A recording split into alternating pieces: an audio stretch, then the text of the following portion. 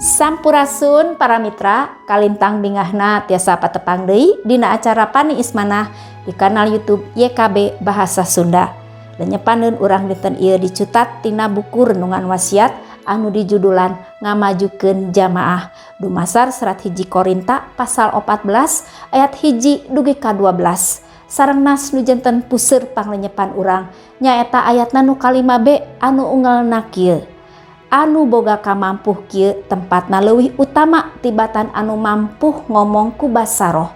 Omongan basa roh kakara aya mangpaatna ka sajamaah lamun aya nu bisa nerangkeun hartina. Para mitra, salah sawios kurnia roh nu janten padung dengan atanapi polemik nyaeta kamampuh nyarios ku basa roh.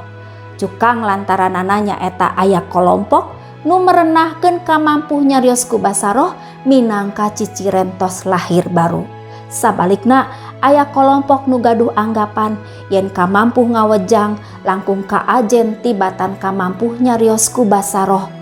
Duanana sikep kieu teh tangtos kirang wijaksana. Para mitra, kamampuh nyarios ku basa roh sanes ciciren lahir baru atanapi kasalametan. Kitu oge kamampuh ngawejang. Dua kamampuh eta teh kurnia nu dipaparin ku Roh Allah. Hartosna kamampuh nyarios ku basa roh sareng kamampuh ngawejang teh sanes hasil usaha kasalehan jalmi. Minangka paparin ti Roh Allah, dua kurnia roh eta sakedahna ditampi tur digunakeun pikeun ngamajukeun jamaah. Sakumaha kamampuh ngawejang, kamampuh nyarios ku basa roh oge mangpaat asal diterangkeun hartosna dugi ka jamaahna kahartoseun. Nanging eta sadayana kedah diwangun dina dasar iman. Ku iman dipalar jamaah kenging pangartos.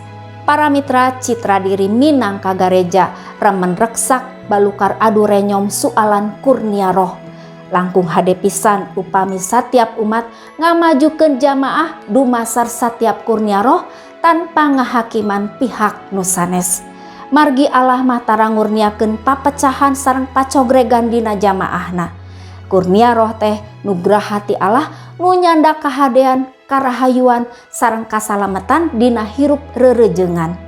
Hayu urang muji syukur ku ayana satiap kurnia roh ti Allah tanpa ngahakiman kurnia nu sanes. Para mitra, rupina sakitu anu kapihatur panglenyepan dinten ieu pamugi tiasa janten berkah kanggo urang sadayana. Urang tepang deui dina episode salajengna. Ulah hilap subscribe, like sareng bagikeun kanu sanes. Cag heula.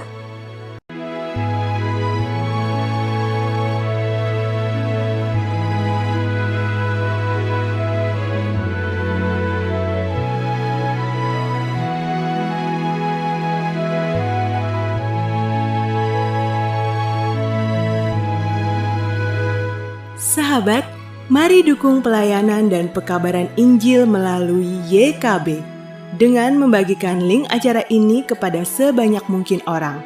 Dukungan juga dapat saudara lakukan dengan mentransfer dukungan finansial ke rekening BCA ke nomor 450 305 2990 450 305 2990 atas nama Yayasan Komunikasi Bersama.